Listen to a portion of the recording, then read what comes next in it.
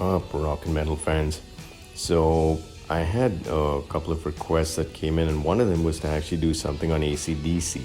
So, for all of you guys who do know that, I mean, there's no way to understate the kind of influence that AC/DC has had.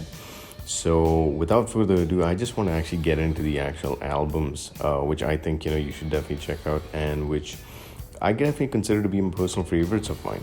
And as I mentioned before, just let me know what you think in the comments below. Love to hear from you and what it is that you think would be great from the AC/DC discography. So, to begin with, first one is High Voltage. And High Voltage, I mean, let me let me just point something out. I mean, this obviously was their international debut, which did extremely well, set the band at a certain pace, a certain level of fame, and so on. But I mean, if you look at songs as classic as TNT, the title track High Voltage, but more importantly, it's a long way to the top if you want to rock and roll. I mean, combining bagpipes with rock, I mean, I know other artists have done this and so on, but I mean, the way AC/DC did it over here, I mean, they just took it a whole nother level, and that's something to really commend the band for. So definitely do check this album out. The next one is obviously the huge, well-known mammoth album, Back in Black. First album that debuted Brian Johnson on lead vocals after the unfortunate passing of Bon Scott.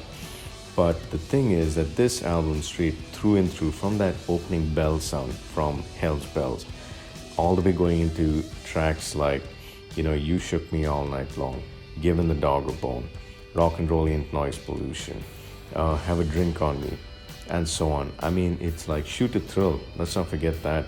I mean, there are just so many ways in which the album is a start to finish masterpiece. I mean, the tracks, the lyrics, the focus, the way the band was playing, it's just top notch. And I think it was one hell of a note to the late Bon Scott.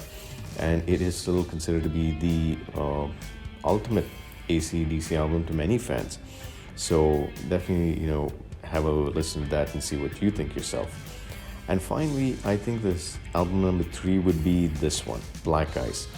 I mean, Runaway Train, to me is a song that I can just keep looping and looping. And I mean, it's just 15 tracks long, this album.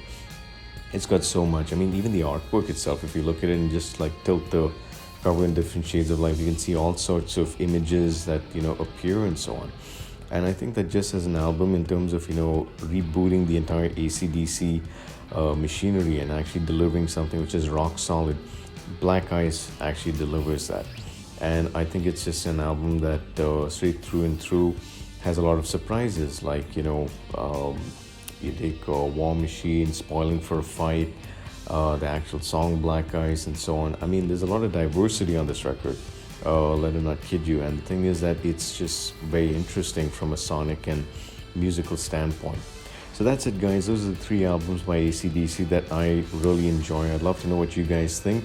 Let me know your thoughts in the comments below, and I'd love to hear from you. Till then, and till the next installment, keep rocking. Thanks so much again for all the support, and I'll talk to you soon.